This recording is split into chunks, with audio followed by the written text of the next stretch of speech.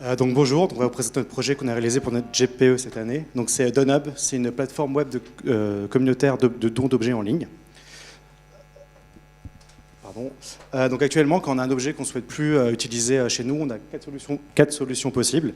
Soit on le jette directement dans la rue, on appelle la voirie pour qu'il le récupère. Soit on les stocke, mais c'est juste prolongé inévitable. Soit on les vend sur le bon coin pour essayer d'avoir un peu d'argent, soit une solution, c'est de donner les objets. Donc on a des groupes comme Emmaüs, qui est assez connu, il faut aller leur donner l'objet. On a aussi Donons.org, qui est un site, qui est aussi une autre plateforme qui est assez connue. C'est une association, donc du coup elle est reconnue pour ça. Donc du coup, le don d'objets en ligne actuellement en France, c'est vraiment devenu une tendance. Donc il y a l'État notamment qui d'ici 2020 espère 10% de réduction de déchets en Ile-de-France. Donc c'est vraiment une tendance actuelle. On a tout ce qui va être l'écologie, on va essayer de limiter le gaspillage. On a l'économie circulaire qui est de plus en plus tendance. Le don d'objets en ligne, c'est environ depuis 2006 2 millions d'objets qui ont été donnés. Et pour la génération Y, donc la nôtre, on a environ 22% des objets qui sont donnés actuellement.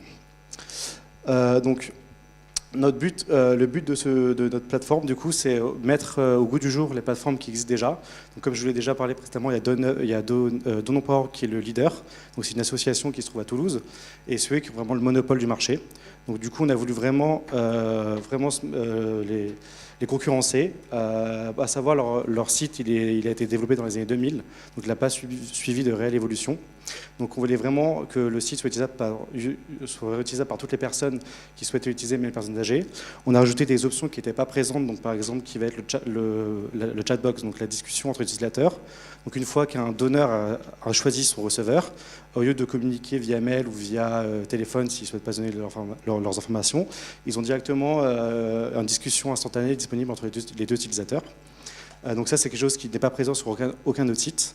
Et on a ajouté une option qui va être la demande d'objet, donc l'alerte d'objet. Donc on va dire, je recherche une table noire de telle taille, et si un jour une annonce est postée, on aura une alerte pour dire que ce genre d'article est présent. Donc voilà, donc c'est vraiment mettre le don d'objet au goût du jour. Donc pour le modèle économique, donc du coup, vu que c'est un site de don d'objets, c'était pas pour le but de se faire de l'argent. Donc du coup, notre seul vouloir, c'est de rembourser le coût des serveurs. Donc pour ça, on a mis en place le don d'argent sur le site au bon vouloir des utilisateurs. Et on avait pensé à une deuxième idée qu'on n'a pas mis en place, mais qui nous semble une meilleure idée, c'est faire un partenariat avec un transporteur. Et si des personnes qui souhaitent recevoir un objet mais qui ne peuvent pas se déplacer, on met en relation avec ce transporteur-là et on prend un pourcentage de la transaction du coup. Donc pour le futur de Donhub, donc du coup c'est un projet qu'on ne va pas continuer parce qu'on a tous les trois signé un CDI à la fin. Donc on va juste le mettre en open source pour que si des personnes en ont l'utilité ou veulent améliorer leur site puissent prendre notre code. Voilà, je vous remercie.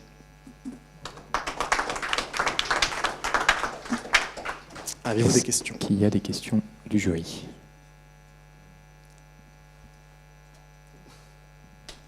Tout était très clair.